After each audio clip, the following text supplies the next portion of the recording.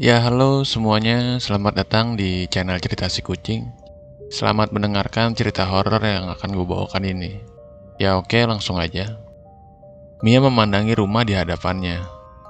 Ia dan keluarganya baru saja pindah ke rumah yang terletak di Jalan Maluku nomor 11. Rumah berdinding putih dengan daun pintu dan jendela berwarna coklat itu terkesan kuno.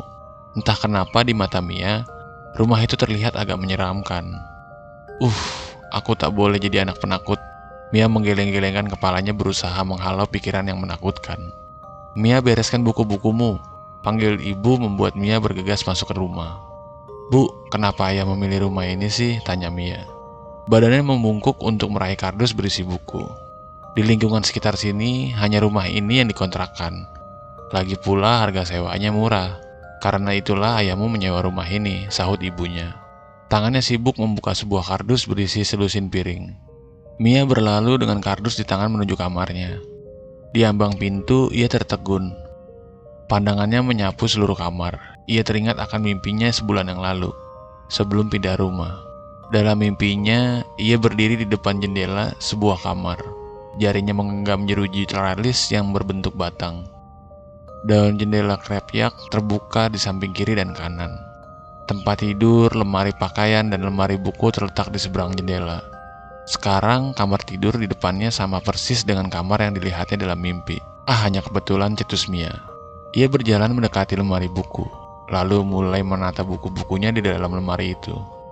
Obrolan bersama Cika dan Elsa di hari pertama masuk sekolah membuat Mia merasa enggan berada di rumah itu sendirian.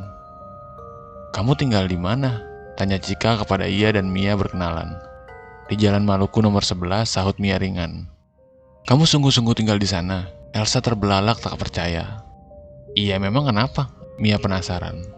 "Kuakui aku agak takut tinggal di rumah itu karena bangunannya kuno. Tapi kurasa itu karena aku memang penakut." Bukan maksudku menakut-nakuti loh," cetus Elsa. "Kata orang dulu ada seorang anak perempuan yang meninggal di rumah nomor 11 itu." "Iya, aku juga dengar kadang-kadang ia duduk di bibir sumur dekat kamar mandi," sambut Cika. Kalian jangan cerita yang seram-seram dong," sergam Mia.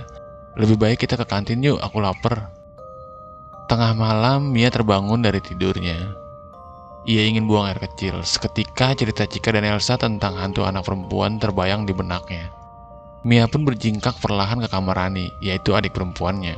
"Ada apa, Kak? Aku masih ngantuk nih," gumam Rani saat Mia menggoyang-goyangkan kakinya agar terbangun. "Temani kakak ke kamar mandi yuk, cepetan," bisik Mia tak sabar. "Dulu kakak berani ke kamar mandi sendirian, kenapa sekarang jadi penakut?" Gerutu Rani saat bangkit dari tempat tidur. Sudahlah, ayo cepet," Mia menarik tangan Rani.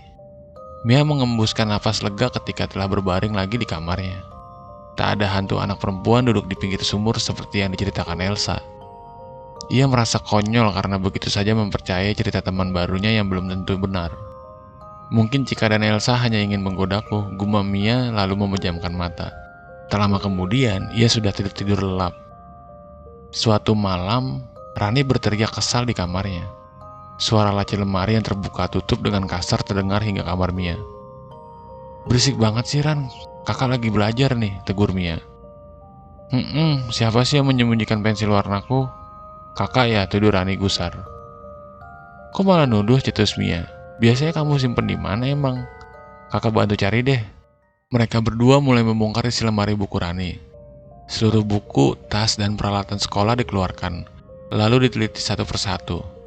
Namun mereka tak berhasil menemukan pensil warna Rani. "Malam ini kamu pakai pensil warna kakak aja," kata Mia setelah lelah mencari. "Nggak bisa, Kak, pensil warna itu harus kebawa besok pagi. Lagi pula punya kakak nggak lengkap," tolak Rani. Tiba-tiba, Mia mendengar suara anak kecil terkikik geli. Jantungnya berdebar.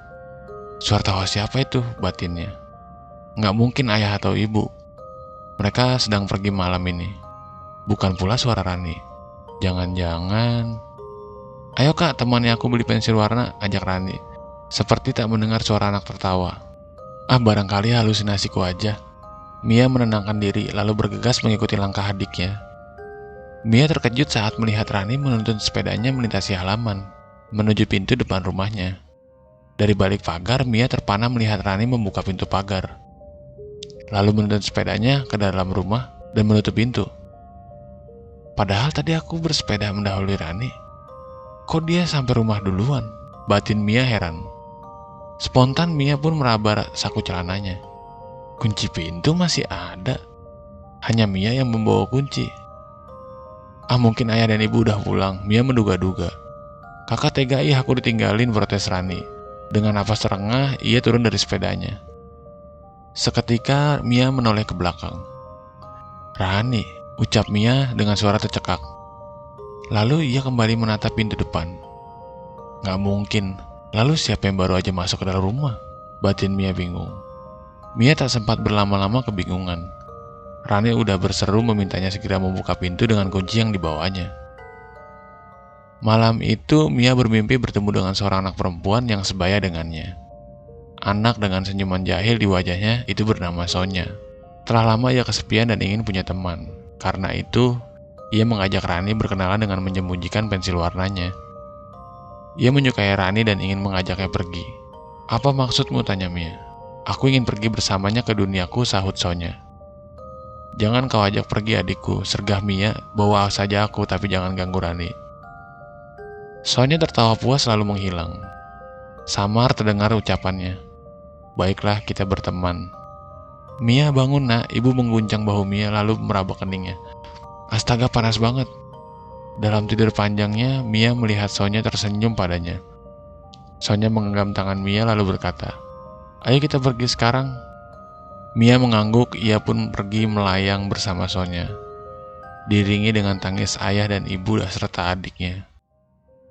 Ya oke, itulah cerita horor hari ini ya. Jangan lupa subscribe lah ya. Oke, thank you, dadah.